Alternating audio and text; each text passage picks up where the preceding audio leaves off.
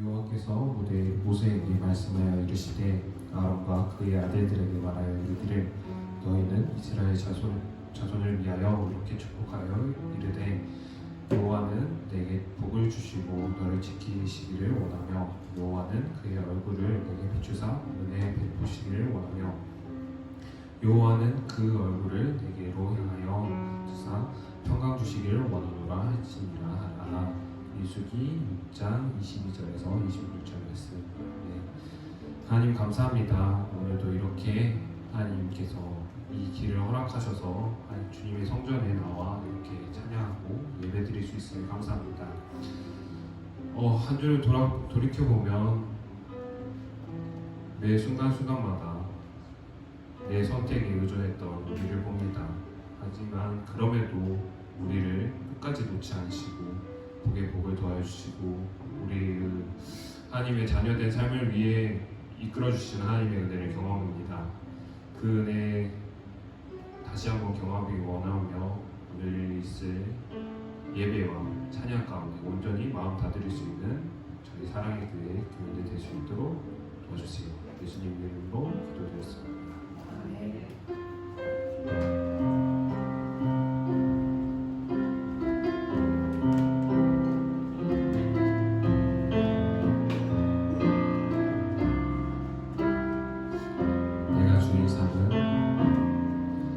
내가 주인 삼은 모든 것 내려놓고 내 주 대신 주 앞에 나가 내가 사랑했던 모든 것 내려놓고 주님만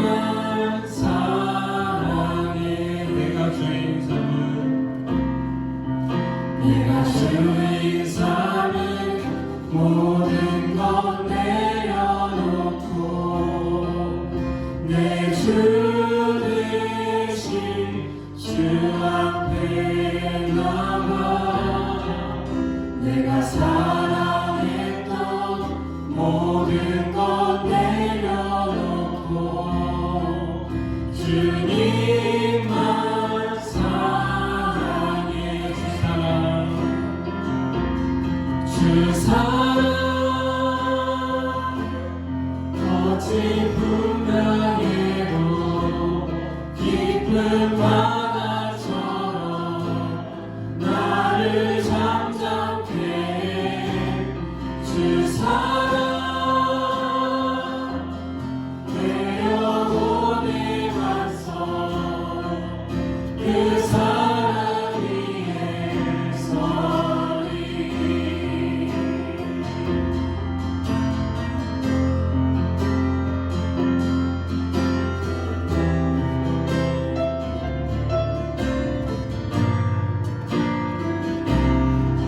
처음부터 앞으로 찬양하겠습니다. 내가 주인 삼은 내가 주인 삼은 모든 것 내려놓고 내 주 대신 주 앞에 나가 내가 사랑했던 모든 것 내려놓고 주님만 사랑해.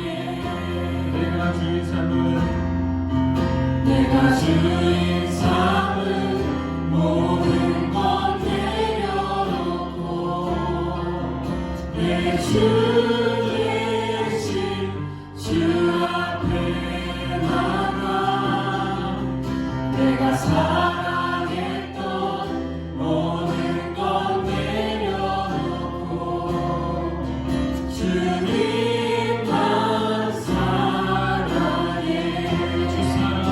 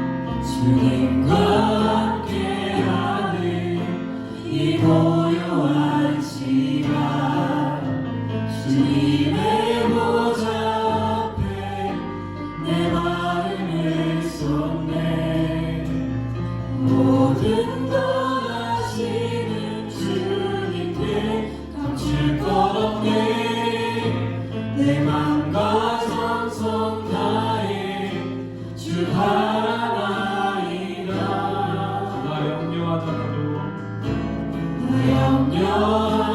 염려하잖아도 내 쓸 것 아시니 나 오직 주의 얼굴 구하게 하소서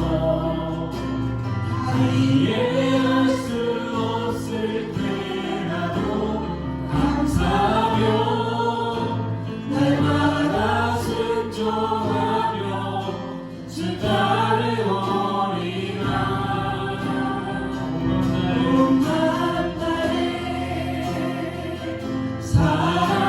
사랑합니다 온 마음 다해 주 알기 원하네 내 모든 삶 당신 것이니 주만 섬기리 온 마음 다해 온 마음 다해 온 마음 다해 사랑합니다 온 마음 다해 주 알기 원하네 내 모든 삶 당신 것이니 주만 섬기리 온 마음 다해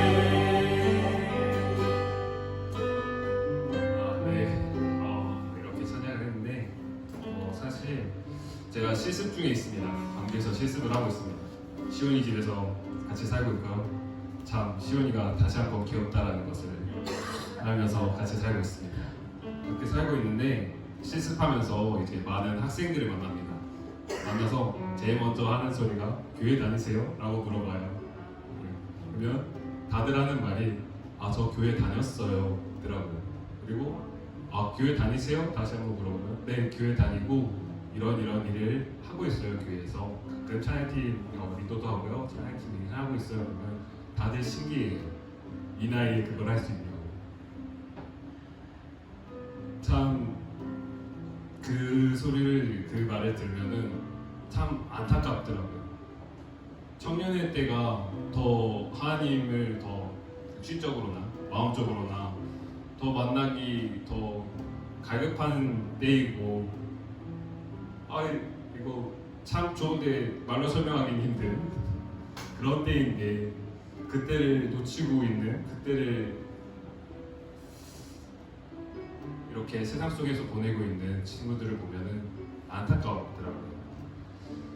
그래서 어제 제 친구 간사님하고 PC방에서 5시간 동안 부흥에 대해서 이야기를 나눴습니다. PC방에서 참 게임 안 하고 서로 앞보 보면서 우리가 앞으로 사역을 이렇게 해야 된다 라고 하고 이제 제가 16학번인데 제 밑에 애들을 이제 다시 카페로 불러서 우리가 이렇게 사역을 해야 될 것 같다. 우리의 다음 세대는 진짜 없을 수도 있다. 영구 제가 기도 제목을 받아가지고 이제 미국 선교지 기도 제목을 받아가지고 기도하고 있던 도중에 연구 결과에 2070년이면 미국의 기독교인이 몇 %일 것이다 라는 연구 결과가 나왔는데 70년이면 우리 주표가 60을 앞두고 있고 제가 72이더라고요. 그 다음 세대에는 없을 수도 있다는 게 저에게 가장 큰 충격이었던 것 같아요. 어디 가서 나 교회 다녀요 라고 하는 사람이 있고 교회를 그저 이런 게 있었다더라. 예수님이 어머니, 할머니 세대에는 그런 게 있었다더라 라고 들릴까봐 겁이 나더라고요. 그래서 내가 더 부흥해야겠다. 나 영적으로 더 하나님 앞에 나서서 하나님 더 알고 하나님 더 사랑하는 법을 배워서 이렇게 흘러줄 수 있는 그런 사람이 돼야겠다 라는 생각이 들어서 이 찬양을 이전부터 선택을 해왔지만 이전부터 골랐지만 이 찬양을 더욱더 하고 싶어서 이렇게 찬양팀 리더 자리를 부탁드렸습니다. 오늘 이제 부흥이라는 찬양을 할 텐데 우리의 영적인 상태를 한번 돌아와 보셨으면 좋겠어요. 우리는 영적으로 부흥되었는가? 아니면 그저 이 가사처럼 황무한 그 땅 가운데 있는 그런 마음인가? 를 한 번 더 생각해 보시고 만약 그 황무함이 있다면 하나님께 그 황무함을 적시해 단비가 될 은혜를 내려달라고 그렇게 고백하시는 시간 되시기 바랍니다. 부흥 찬양하겠습니다.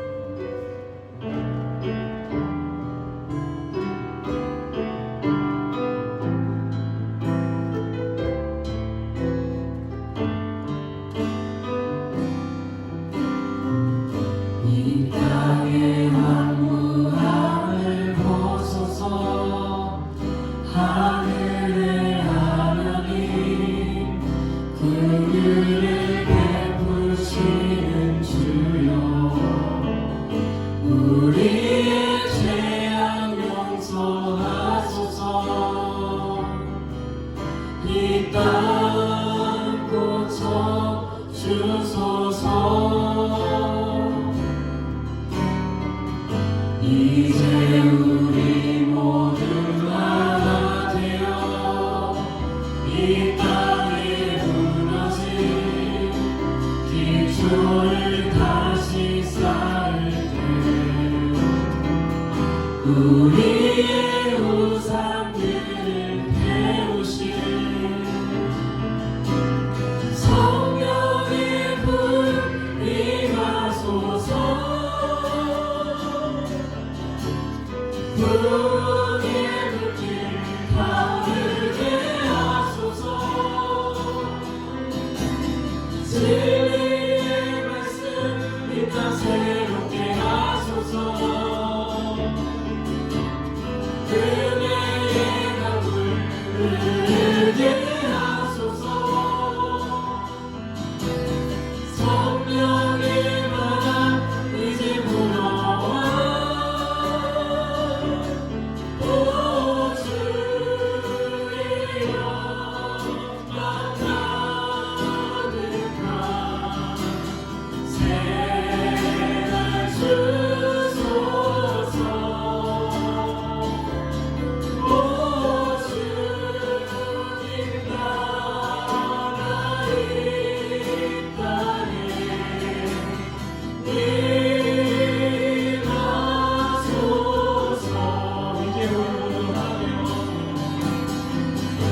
이제 우리 모두 하나 되어 이 땅에 무너진 기초를 다시 쌓을 때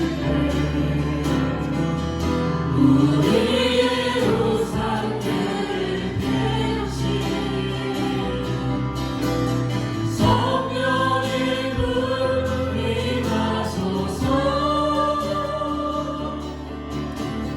부흥의 불길 타오르게 하소서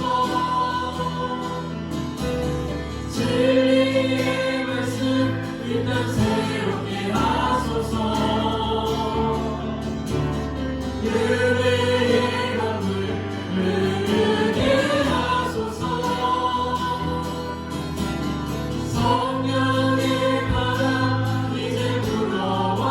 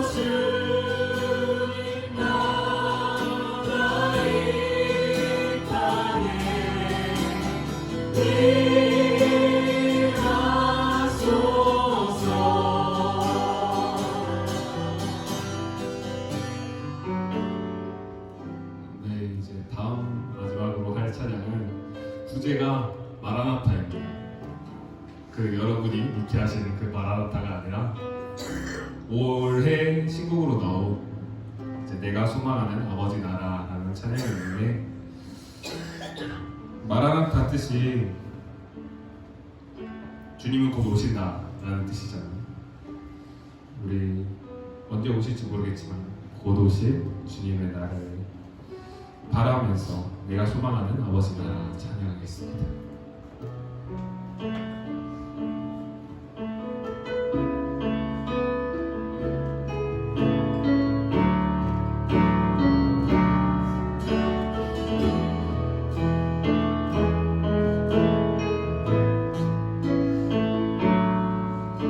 내가 소망하는 아버지 나라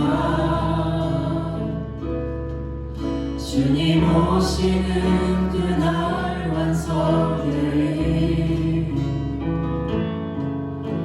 우린 고대 안에 주님 오시는 그날을 마라나타 비록 부족한가 슬픔만 하도 비록 부족한가 슬픔만하도 주를 알아갈 때 참는 종인데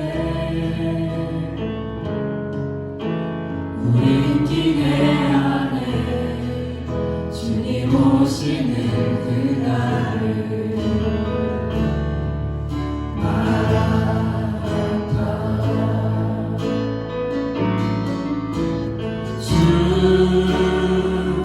다시 오시는 그날에 우리 보게 되리 모든 나라와 모든 열방이 쉽게 경배하는 그날에 주님의 뜻이 하늘에 이루어지는 이 땅에 이루어지는 그날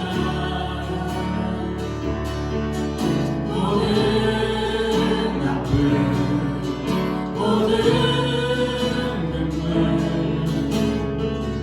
모든 씻겨지리 구원의 영광 이 땅에 이루어질 때 새 노래로 찬양하리라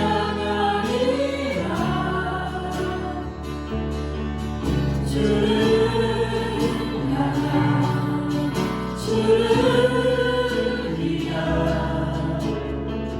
승리의 노래를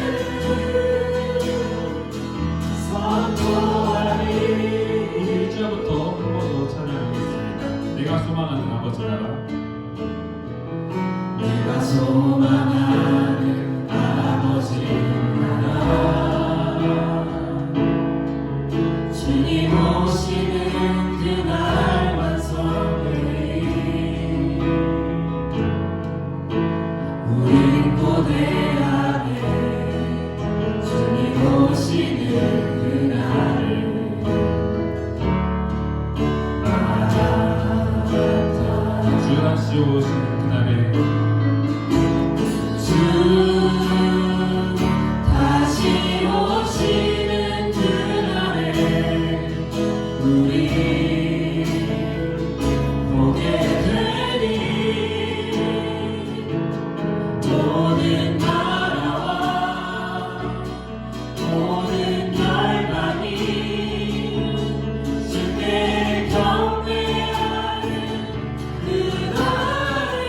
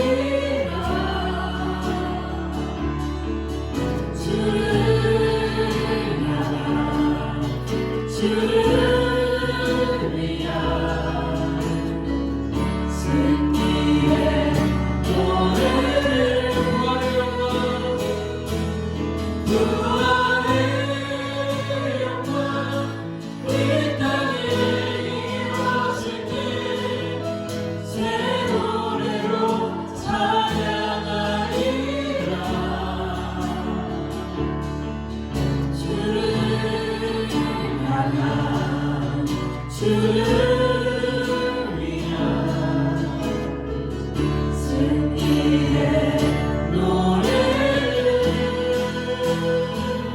선포하리. 우리 예배에 앞서서 이렇게 기도했으면 좋겠습니다.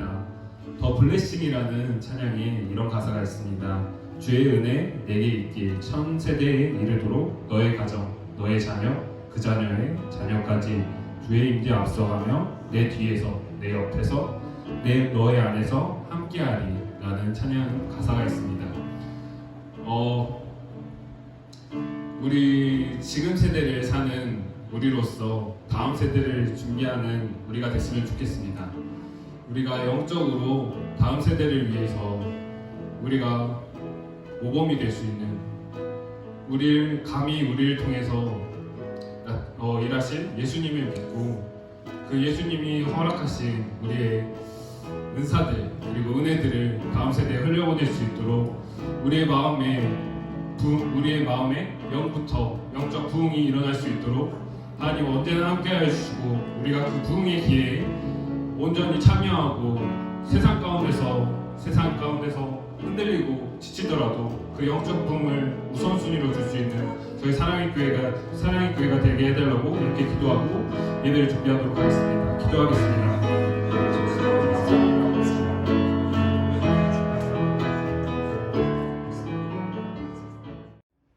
할렐루야. 우리 옆에 분들 앞에 분과 서로 축복하며 인사하겠습니다. 빛이 있으라, 빛이 있으라. 하나님의 영광의 빛이, 예수 그리스도의 생명의 빛이 우리 모두에게 가득가득 비춰지기를 간절히 축원합니다. 우리는 누구나 소원을 갖고 있죠. 어린 아이들은 하다못해 요즘 유행하는 포토카드를 받고 싶은 소원이 있을 거예요. 나이 많은 어르신들은 우리가 믿을 수는 없어도 늙으면 빨리 죽어야지 그런 소원도 있으시죠. 그렇다면 우리들의 소원은 무엇인가요? 여러분들의 소원은 무엇인지 잠시 시간을 드릴 테니까 한번 곰곰이 한번 생각해 보시기 바랍니다. 정말 나의 소원은 무엇인가? 한번 곰곰이 한번 생각해 보시기 바랍니다.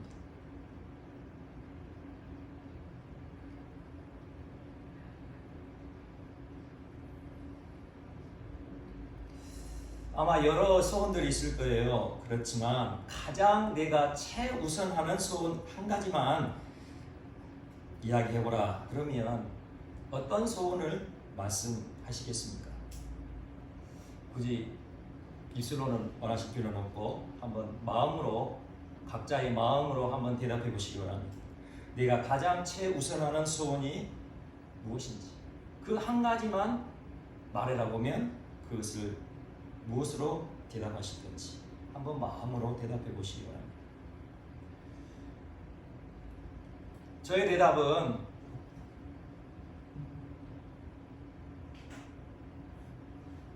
구원받고 천국을 가는 것입니다. 만약 여러분의 대답이 저의 대답인 구원받고 천국 가는 것이 정말로 최우선적인 소원이 아니라면 오늘 제가 전하는 말씀은 여러분 귀에 잘 들리지 않을 것입니다. 제가 전하는 말씀이 따분할 수도 있고 집중이 안 될 수도 있을 거예요.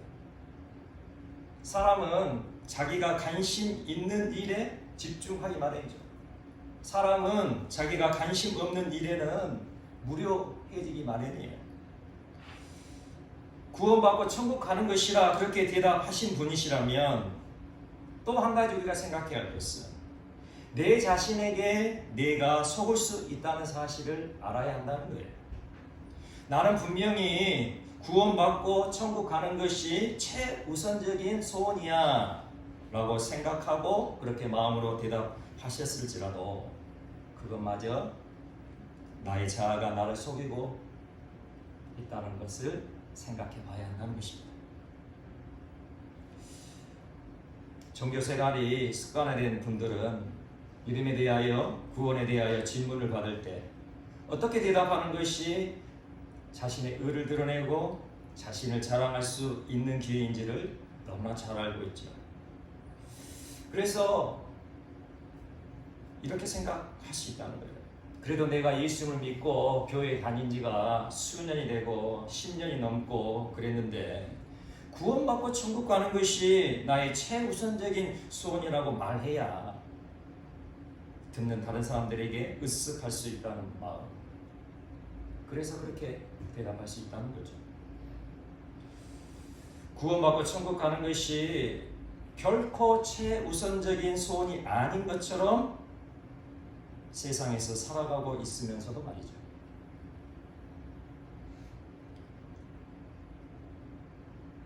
내 자신의 삶은 천국 가는 것이 최우선적인 소원이라 그렇게 전혀 살아가고 있지 않으면서도 대답은 얼마든지 나의 최우선적인 소원은 구원받고 천국 가는 것이야, 그렇게 대답할 수 있다는 거예요.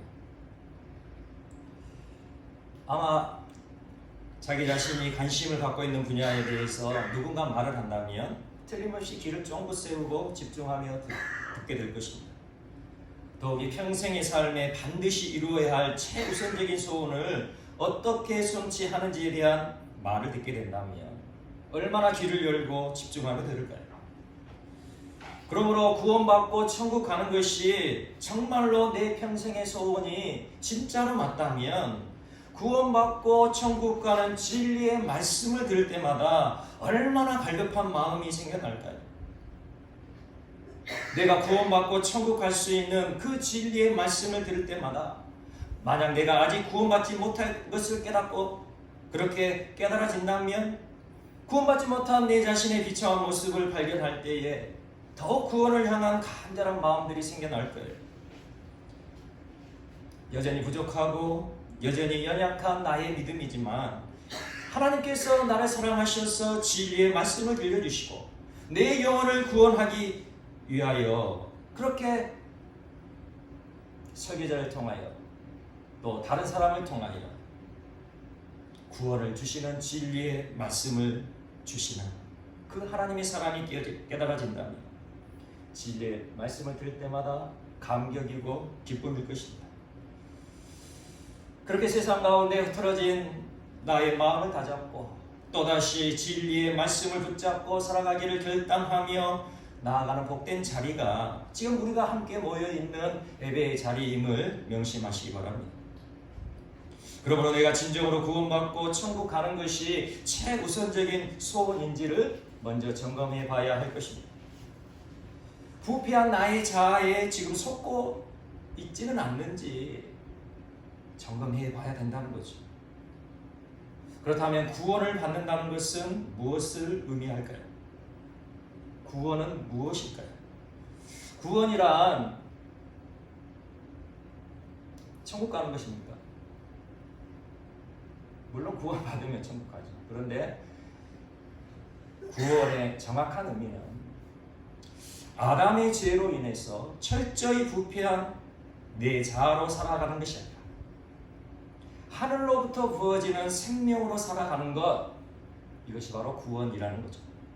다시 말씀드리면 부패한 나에게서 해방되는 것이 구원이에요.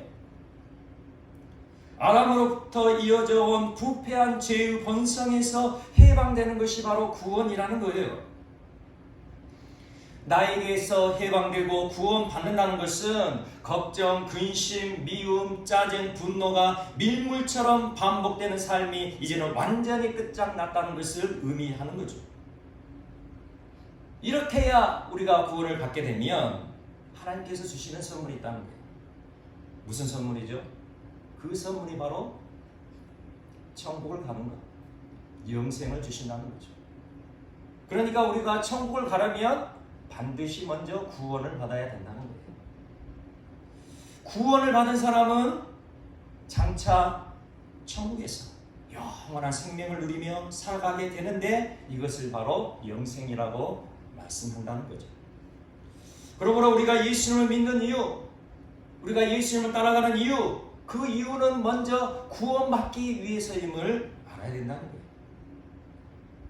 우리가 무작정 천국에 가야 되겠다, 나는 지옥 가기 싫으니까, 그 끔찍한 지옥에는 갈 수 없으니까 나는 천국 가야 해, 그렇게 천국 가고 싶은 소원만 앞서다 보면 반드시 받아야 할 구원은 등한시하고 어떻게 천국 가느냐에만 관심을 갖게 된다는 거죠.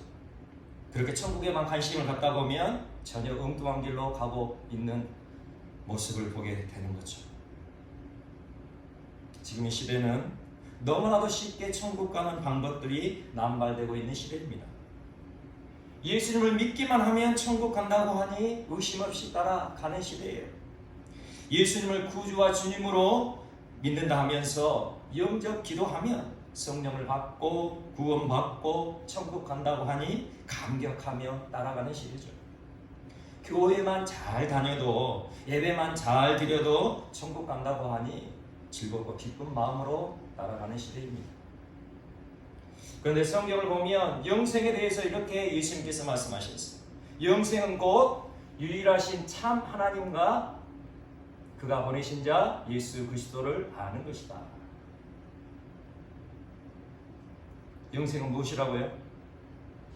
유일하신 참 하나님을 아는 것, 그리고 그가 보내신 자 예수 그리스도를 아는 것이 영생이라고 그렇게 말씀하고 있습니다. 예수님을 알아야 하고 하나님을 알아야 구원을 받고 영생을 얻게 됨을 믿으시기 바랍니다. 이것은 저의 말이 아니라 예수님께서 요한복음 17장 3절에서 말씀하신 거예요.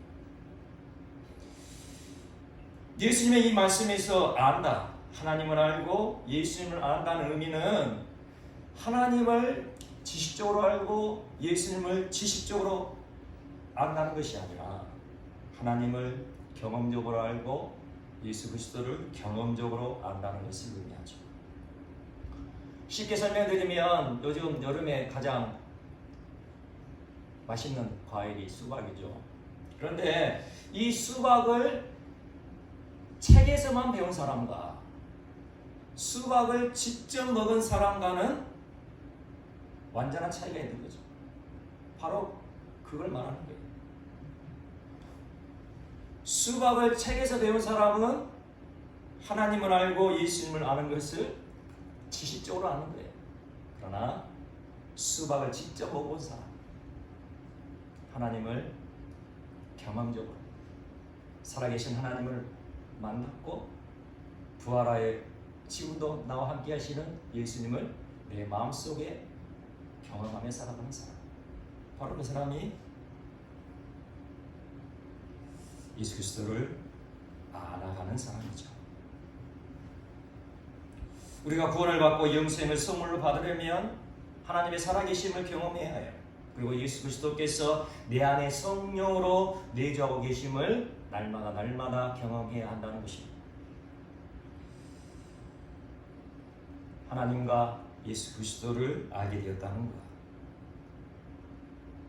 또 다른 의미로는 하나님께서 무엇을 원하고 계시는지, 예수 그리스도께서 무엇을 원하시는지 제대로 알게 되었다는 것을 의미하죠. 하나님께서도 예수 그리스도께서도 성경을 통하여 우리에게 말씀하셨어요. 하나님께서 원하시는 것이 무엇인지, 예수 그리스도께서 우리에게 원하시는 것이 무엇인지, 어떻게 하면 구원을 받고 영생을 얻게 되는 것인지 분명히 가르치셨다는 거죠.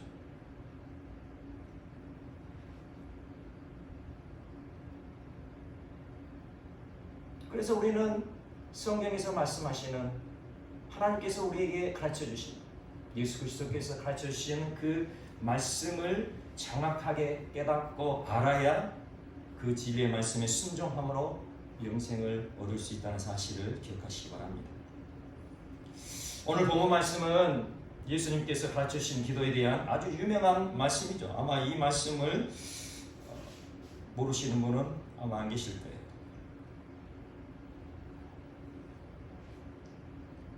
이 말씀을 들을 때에 우리의 마음은 그렇죠. 어떻게 기도해야 할 것인가? 어떠한 기도의 자세로 하나님 앞에 기도해야 될 것인가? 그런 교훈들을 많이 얻으셨을 거예요. 또 많은 설교자가 또 그렇게 설교를 했을 것입니다. 기도할 때 끈질기게 기도해야 된다는 거예요. 간청하여 간절히 기도하면 반드시 응답받는다는 거죠.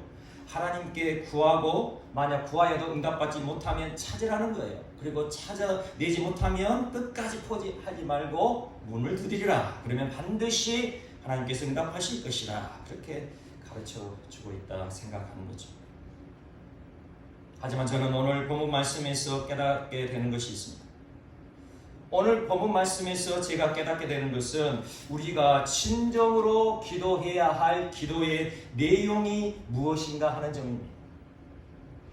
우리가 무엇을 기도해야 하는지에 대해서 오늘 본문 말씀에서 예수님께서 가르쳐주고 계시다. 예수님은 기도의 자세가 아니라 기도의 내용을 지금 우리에게 알려주고 계시는 거예요. 오늘 본문의 말씀을 보게 되면 이제 예수님의 제자가 예수님께 기도를 가르쳐 주시라 그렇게 11장 1절에서 요청을 하죠. 그때 예수님께서 직접 가르쳐 주신 말씀이 오늘 말씀이에요. 이렇게 예수님의 제자가 기도를 가르쳐 주시라 그렇게 요청했을 때에 먼저 예수님께서는 우리가 잘 알고 있는 주기도문을 그 제자에게 가르쳐 주었어요. 그리고 이어서 이제 오늘 본문 말씀이 여행 중 찾아온 친구를 위하여 먹을 떡을 빌려달라는 비유를 통하여 기도에 대해서 가르쳐 주셨죠.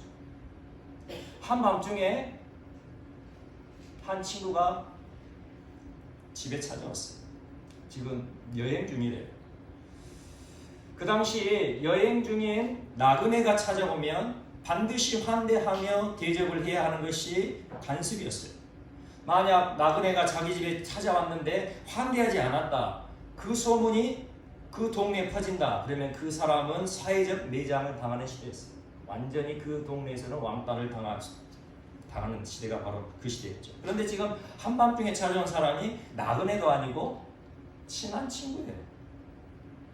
그렇다면 이 집주인이 얼마나 극진히 환대하며 대접해야 할지 과히 상상할 수 있죠. 그런데 문제는 그 친구를 대접하고 싶어도 대접할 것이 하나도 없었다는 거예요. 한밤중에 오니까 미리 준비를 해놨으면 좋을 텐데 준비할 그런 여력이 없었다는 거죠. 그래서 그 집주인은 가까이 사는 다른 친구 집에 가서 떡을 구워주라고 요청을 하였죠. 한밤중에 찾아온 굶주린 친구를 위하여 그 집주인은 얼마나 간절하게 요청했을까요? 그러잖아요. 나그네만 와도 환대를 해야 되는데 친한 친구가 왔으니 얼마나 간절하게 그렇게 요청을 했을까요? 그렇게 간절히 요청하자 그의 친구됨을 위하여 주는 것이 아니라 그 간절히 구하는 그 간청함을 인하여 떡을 빌려주게 될 것이라 예수님은 말씀하시죠. 오늘 본문 8절 말씀을 한번 보도록 하겠습니다. 8절 함께 보겠습니다. 시작. 내가 너희에게 말하노니 비록 벗됨으로 인하여서는 일어나서 주지 아니할지라도 그 간청함을 인하여 일어나 그 요구대로 주리라. 아멘. 이어서 예수님은 또 말씀하세요. 기도에 대해서 말씀하시는데 이번에는 구하라, 찾으라, 두드리라 그렇게 말씀하시죠. 구하면 어떻게 될 것이라고요? 받을 것이래요. 찾으면 찾아낼 것이래요. 두드리면 열릴 것이래요. 또 9절에서 10절 또 한번 또 보겠습니다. 9절에서 10절 시작. 내가 또 너희에게 이르노니 구하라 그러면 너희에게 주실 것이요 찾으라 그러면 찾아낼 것이요 문을 두드리라 그러면 열릴 것이니 구하는 이마다 받을 것이요 찾는 이는 찾아낼 것이요 두드리는 이에게는 열릴 것이니라. 아멘. 우리는 이 말씀을 듣고 믿음으로 정말 간절히 기도했던 적이 있으셨을 거예요. 아마 지금도 그렇게 간절하게 기도하고 계신 분들이 있을 것이라 생각됩니다. 작정 기도도 해봤고 눈물을 흘려가면서 그렇게 기도도 해봤고 금식 기도도 해보셨을 거예요. 구하고 찾고 문을 두드리며 기도했던 거죠. 그렇다면 그렇게 기도하였더니 그렇게 간절히 기도했더니 문을 닫고 침실에 누워있던 친구가 얼마나 자주 문을 열어주던가요? 그렇게 간절히 구하였더니 하나님께서 정말로 주시던가요? 그렇게 간절히 찾았더니 정말 찾아지던가요? 문을 두드렸더니 정말로 문이 활짝 열려지던가요? 저의 경험을 말씀드리면 대부분의 기도가 가을 바람에 낙엽 떨어지듯 떨어져 말라 비틀어지고 바사삭 흔적도 없이 사라져 버렸습니다. 하나님은 왜 나의 기도를 들어주시지 않을까? 낙심은 걱정을 낳고 걱정은 원망을 낳는 삶의 연속이 저의 경험만은 아닐 것입니다. 예수님은 분명히 간절히 기도하면 간청하면 주무시던 하나님께서 벌떡 일어나셔서 응답해 주실 것이라 지금 약속하고 계시잖아요. 또한 예수님은 이 간청하는 기도의 구체적 신뢰를 들어가면서 구하라, 찾으라, 두드리라 이 세 가지로 연계시키고 계세요. 그 간청하는 기도의 구체적인 신뢰가 바로 구하는 것이고 찾는 것이고 문을 두드리는 것이라 그렇게 예수님께서 연계해서 계속 기도에 대해 말씀하고 계신 거죠. 여기에 대한 약속은 정말 놀라운 것입니다. 우리가 아까 말씀을 읽었지만 구하는 이마다 받을 것이다 말씀하죠. 구하는 이마다. 하나님께 구하는 모든 사람은 다 받을 거라고 이 엄청난 약속을 예수님이 하고 계세요. 찾는 이는 찾아낼 것이요 찾아내지 못하는 사람은 없다는 거예요. 두드리는 이에게는 열릴 것이니라 열리지 않는 사람도 없다는 거죠. 그런데도 우리의 기도가 응답이 안 된다면 과연 무엇이 문제일까요? 우리가 우리 주님이 신실하신 주님을 믿고 약속하신 그 주님의 말씀, 진리의 말씀은 결코 1.1핵도 떨어지지 않는 그 말씀이라는 것을 믿는다면 우리의 기도가 뭔가 잘못되지는 않았나? 한번 생각해 봐야 할 것입니다. 이 말씀이 정말 확실한 약속의 말씀이라면 우리가 이 약속의 말씀을 붙들고 기도했을지라도 기도 응답을 받지 못했다면 그 이유는 단 한 가지죠. 하나님께서는 신실하신 하나님, 약속을 지키신 하나님이심을 믿는다면 결국은 내가 문제죠. 오늘 말씀에서 가르쳐 주신 그 기도의 내용으로 내가 기도하고 있지 않기에 응답받지는 못했을까? 그러므로 저는 오늘 말씀에서 무엇을 구하고 무엇을 찾고 무엇을 두드려야 하는지에 대해서 말씀을 잠시 드리도록 하겠습니다. 5절 말씀을 또 보도록 하겠습니다. 5절입니다. 시작. 또 이르시되 너희 중에 누가 벗이 있는데 밤중에 그에게 가서 말하기를 벗이여 떡 세 덩이를 내게 구워 달라. 아멘. 저는 오늘 이 예수님의 비유에서 떡 세 덩이에 주목해 보고자 합니다. 예수님은 왜 기도를 가르치시면서 굳이 떡 세 덩이를 언급하셨을까요? 다른 많은 것들도 있을 겁니다. 포도주도 있을 것이고 무화과 열매도 있을 것이고 뭘 것이야 많잖아요. 그런데 굳이 떡 세 덩이를 언급하셨어요. 저는 이 떡 세 덩이의 의미가 있다고 생각합니다. 이 떡 세 덩이 바로 예수님 자신을 의미하고 있는 거죠. 요한복음 6장 35절입니다. 예수께서 이르시되 나는 생명의 떡이니 내게 오는 자는 결코 줄이지 아니할 터이요 나를 믿는 자는 영원히 목마르지 아니하리라. 6장 51절에서는 이렇게 말씀하세요. 나는 하늘에서 내려온 살아있는 떡이니 바로 예수님 말씀하시니까 예수님 자신이 하늘에서 내려온 살아있는 떡이라 말씀하시는 거죠. 나는 하늘에서 내려온 살아있는 떡이니 사람이 이 떡을 먹으면 영생하리라. 아멘. 이제 떡 세 덩이를 비유로 예수님께서 말씀하신 의미를 좀 아시겠죠? 굶주린 친구 여행 중에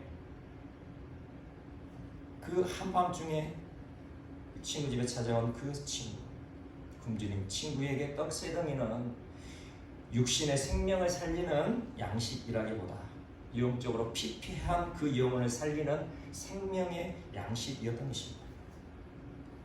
그러므로 우리가 정말로 간절히 간청하여 기도해야 하는 것은 무엇을 위해 기도해야 되는 거죠? 생명의 떡이신 예수님을 얻기 위하여 기도해야 한다는 거예요. 그러므로 이 떡 세 덩이, 그리고 이어서 나오는 세 가지 간청하는 기도의 구체적인 신뢰. 구하라, 찾으라, 문을 두드리라. 이 세 가지의 기도는 이 떡 세 덩이와 아주 자연스럽게 연계가 되는 것이죠. 생명의 떡이신 예수님을 구하고, 생명의 떡이신 예수님을 찾고, 생명의 떡이신 예수님을 두드리라, 그렇게 말씀하고 계시는 거예요. 여기서 우리가 간청해야 할 기도는 우리의 필요를 얻기 위한 기도가 아니라는 것을 확실하게 깨달을 수가 있죠. 우리가 구하고 찾고 두드려야 할 기도는 결코 우리 자아의 만족을 채우기 위한 기도가 아니란 말입니다. 요한복음 14장 6절에서 예수님은 말씀하셨어요. 예수께서 이르시되 내가 길이요 진리요 생명이니 나로 만미하지 않고는 아버지께로 올 자가 없느냐. 예수님 자신이 길이요 진리요 생명이라 말씀하시면서 예수님을 말미암지 않고는 아버지께로 올 자가 없다. 무슨 말씀입니까? 예수님을 말미암지 않고는 하나님 아버지께서 계시는 천국으로 올 자가 아무도 없다, 그렇게 말씀합니다. 예수님을 말미암지 않고는 영생을 얻을 수 있는 사람은 단 한 사람도 없다. 그러므로 우리가 다른 모든 것은 다 제치어 놓더라도 한밤중이라도 먼저 간청해야 하는 기도, 길이신 예수님을 찾고 길이신 예수님을 구하고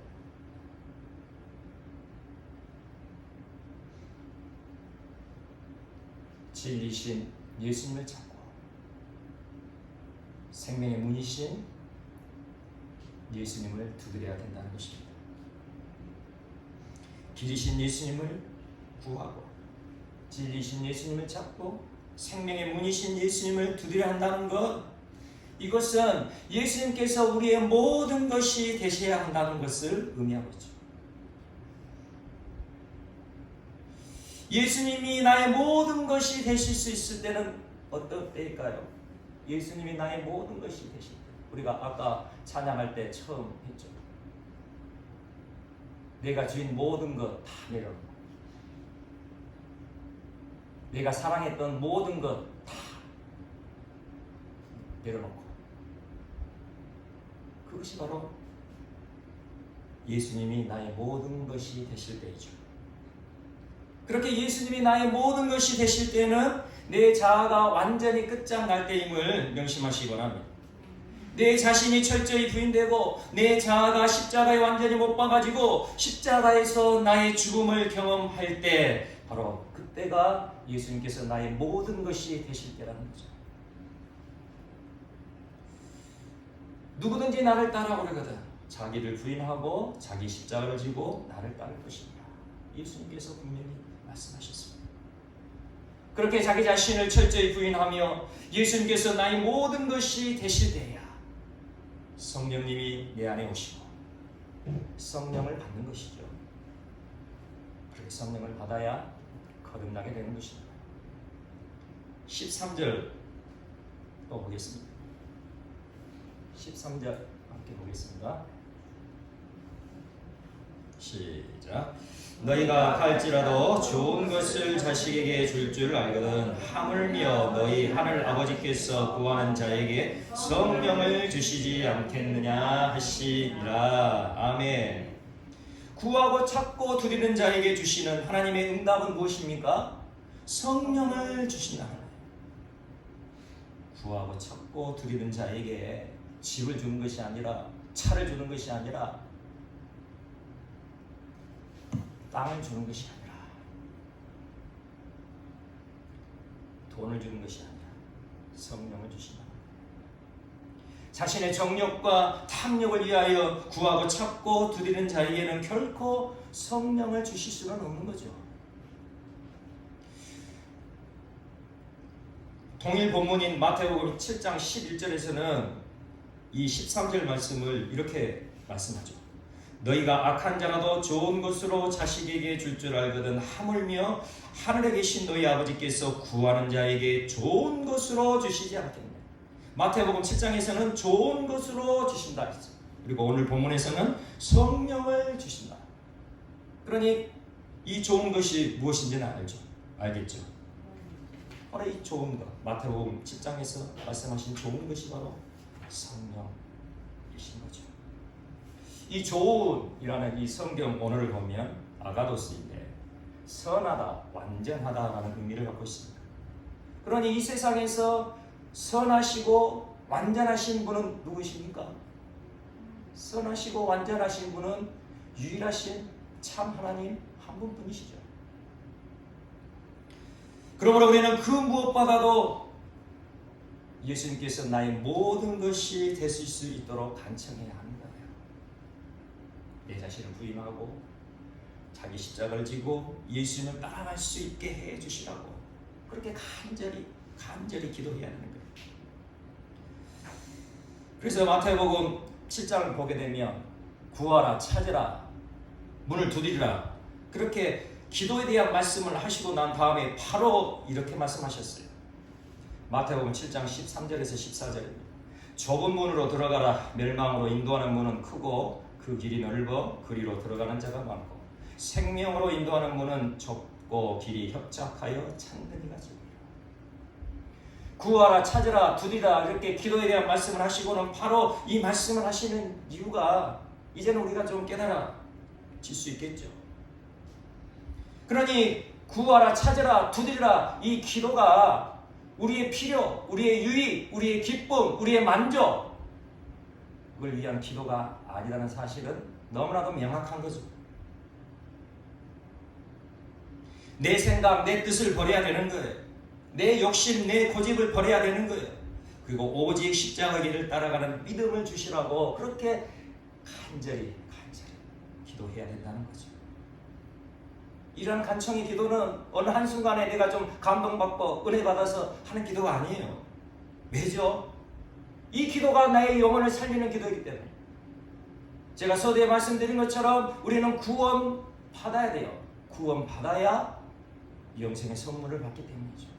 구원 받아야 천국에 갈 수 있기 때문이에요. 그래서 우리가 이 구하고 찾고 문을 드리는 이 기도는 쉴 수가 없는 기도예요.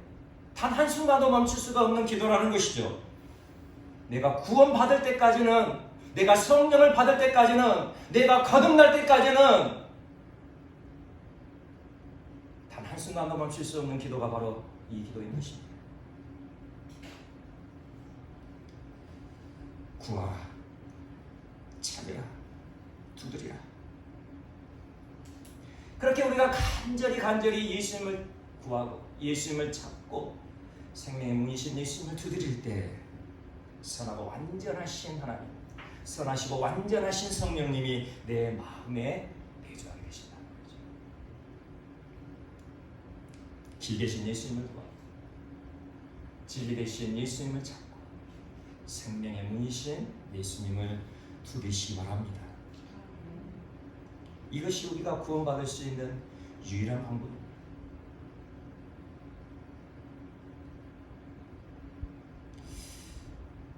이제 우리는 더 이상 썩어질 양식을 위하여 기도할 시간이 없어요.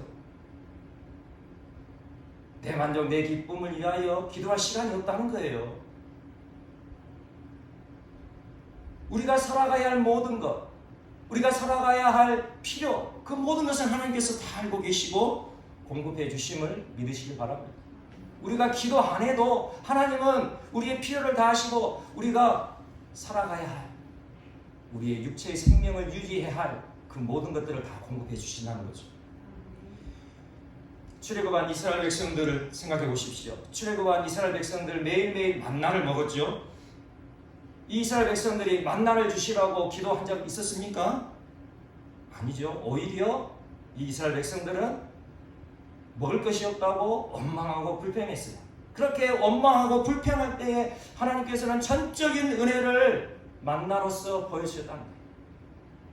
그리고 이스라엘 백성들을 인도하였던 구름기둥과 불기둥, 이스라엘 백성들이 언제 하나님 우리에게 불기둥을 주시고 구름기둥으로 주셔서 우리를 인도해 주세요 기도한 것 성경에서 보신 적 있으십니까? 기도 안 했으니 성경에 기록할 수가 없는 거죠. 이스라엘 백성들이 기도하지 않았어도 하나님의 전적인 은혜로 구름기둥, 불기둥을 주셨단 말입니다. 하나님께서 부르신 백성은 그렇게 인도해 가시는 사랑의 하나님이세요. 하나님께서 부르신 사람은 하나님께서 그의 필요를 따라 채워주심을 믿으시길 바랍니다. 이것이 우리의 믿음이 되어야 되는 거예요. 이것이 바로 구원받는 우리의 믿음인 거예요. 그러니 우리는 매일의 삶 가운데 나의 필요를 채우세요. 나의 만족을 채워주세요. 나의 유익을 채워주세요. 그런 기도는 전혀 쓸모없는 기도를 하고 우리의 시간을 갉아먹는 암적인 기도가 되는 거예요. 그러니 우리는 무엇을 기도해야 한다고요? 예수님을 구하고 예수님을 찾고 예수님을 두드리는 그 기도를 해야 한다는 거예요. 예수님을 구하고 예수님을 찾고 예수님을 두드리는 기도. 내 자신을 철저히 부인하기를, 내 자신의 자아를 예수 그리스도의 십자가에 완전히 못 박기를, 그래서 내가 예수 그리스도의 십자가에서 죽음을 경험하기를 그렇게 간절히 소망하면서 구하고 찾고 두드리는 그 기도가 있어야 된다는 거예요.